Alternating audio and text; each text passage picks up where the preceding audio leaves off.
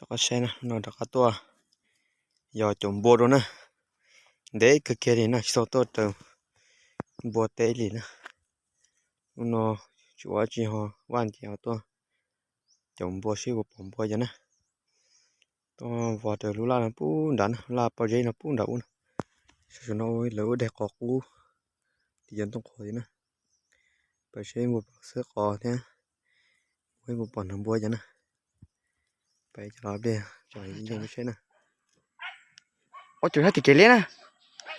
Hỏi thôi gì tôi đó.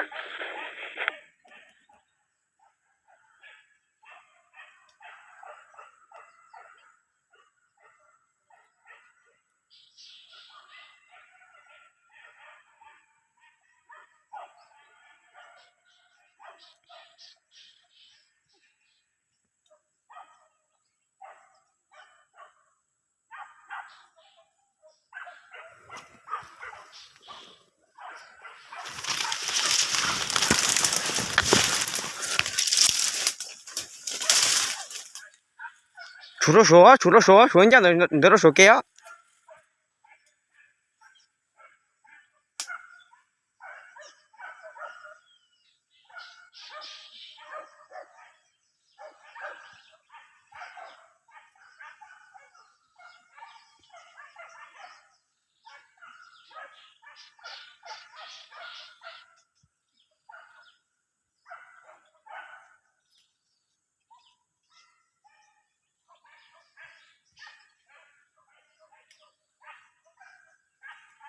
Không có bố trong cái hàng đã có bây giờ.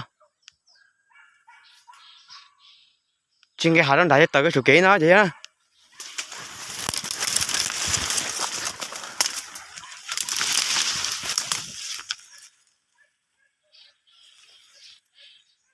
Tao xuống từ trước kia cái gì bên đó cho cái thô à, cái thô kia cho té rồi.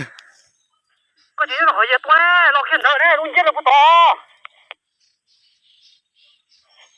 Ô của gì đó. Chẳng ai đâu thở chưa. Tôi nó chỉ lo chứ.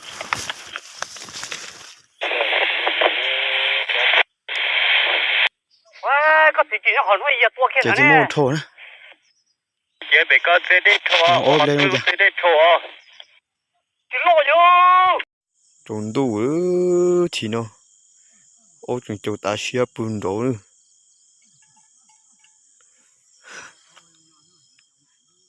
Trốn đi.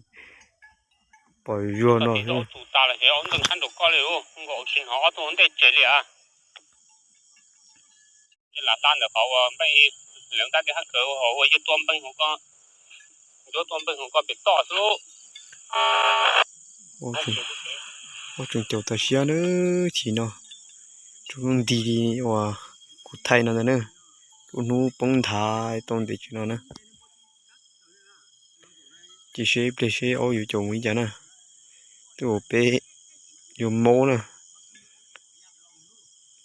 Tôi tê xí trâu. Tôi tê xí trâu gì. Ô chồng chồng một sát bố rượu nè. Để cửa.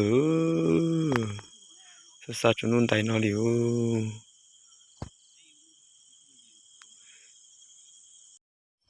Ô lò ơ. Son đồ nữa. Son đồ người kia ơ chỉ nào. Tự tăng chứ. Chúng mà ô tô ô hổ chừng. Chỉ chèo nữa. Tao lo. Ô chế tỏ lưu gì luôn. Hey. Trời ta kỳ. Nhưng nó chỉ bỏ ra chỉ đâu tòa. Để chỉ trâu thế này. Chúng tôi tay nó chỉ bằng lòng chế ư.